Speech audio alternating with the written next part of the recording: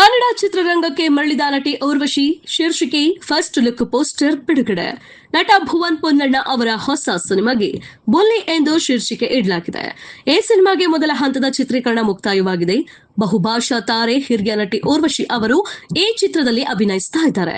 ಊರ್ವಶಿ ಅವರ ಪುತ್ರಿ ತೇಜ ಊರ್ವಶಿ ನಾಯರ್ ಅವರು ಈ ಸಿನಿಮಾದ ಮೂಲಕ ನಾಯಕಿಯಾಗಿ ಚಿತ್ರರಂಗಕ್ಕೆ ಎಂಟ್ರಿ ನೀಡುತ್ತಿದ್ದಾರೆ. ಅನೂಪ್ ಆಂಟೋನಿ ಅವರು ನಿರ್ದೇಶನ ಮಾಡುತ್ತಿದ್ದಾರೆ. ಇತ್ತೀಚೆಗೆ ಈ ಸಿನಿಮಾದ ಶೀರ್ಷಿಕೆ ಅನಾವರಣ ಮಾಡಲಾಯಿತು.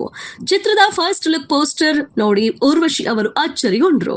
ಹಲವು ವರ್ಷಗಳ ಬಳಿಕ ಊರ್ವಶಿ ಅವರು ಕನ್ನಡ ಚಿತ್ರರಂಗಕ್ಕೆ ಮರಳಿದ್ದಾರೆ ಎಂಬುದು ವಿಶೇಷ. ರಾಮ ಶ್ಯಾಮ ಭಾಮ ಬಳಿಕ ಕನ್ನಡ ಚಿತ್ರರಂಗಕ್ಕೆ ಕಂಬ್ಯಾಕ್ ಮಾಡುತ್ತಿರುವುದಕ್ಕೆ ಅವರಿಗೆ ಖುಷಿ ಇದೆ. ಈ ಬಗ್ಗೆ ಅವರು ಸುದ್ದಿಗೋಷ್ಠಿಯಲ್ಲಿ ಮಾತನಾಡಿದ್ರು. ಅವರು ಮಾತನಾಡಿರುವ ಝಲಕ್ ಎಲ್ಲಿದೆ. ನಾನು ಸ್ವಲ್ಪ ಮರೆದ್ಬಿಟ್ಟೆ. ಈಜುವ ನನಗಾಗಿ ಫಿಲ್ಮ್, ಆ ಫಿಲ್ಮ್ ಅಸಿಸ್ಟೆಂಟ್ ಡೈರೆಕ್ಟರ್ ಅವರೇ ಹೇಳಿದ್ರು, ಇಷ್ಟೊಂದು ವರ್ಷ ಆಯಿತು ಅವ್ರ ಅಪ್ಪ ಜೊತೆಲಿ ವರ್ಕ್ ಮಾಡಿದೆ. ನಾನು ನನ್ನ ಹೆಂಡತಿ ಆ ಪಿಕ್ಚರಲ್ಲಿ ವರ್ಕ್ ಮಾಡಿದೆ. ಇವರ ಜೊತೆ ನಾನು ಒಂದು ಕ್ಯಾರೆಕ್ಟರ್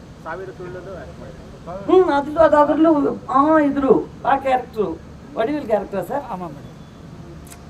ಅದು ಒಳ್ಳೆ ಕ್ಯಾರೆಕ್ಟರ್, ಒಳ್ಳೆ ಕಾಂಬಿನೇಷನ್ ಈ ಪಿಕ್ಚರಲ್ಲಿ. ಆ್ಯಕ್ಚುಯಲ್ ಕಾಂಪಿಟೇಷನ್ ನಮ್ಮ ಇಬ್ಬರಿಗೂ ನೋಡಿ ನಿಮ್ಗೆ ಗೊತ್ತಾಗುತ್ತೆ. ಓಕೆ,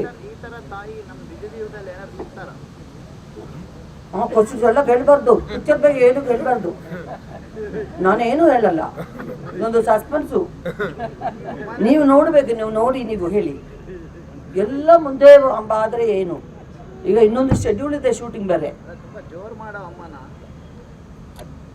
ಏನು ಹೇಳಲ್ಲ, ಸ್ವಲ್ಪ ಇಲ್ಲಿ ಅಷ್ಟೇ. ನೋಡಿ ಆ ಪಿಕ್ಚರ್ ನೋಡಿ,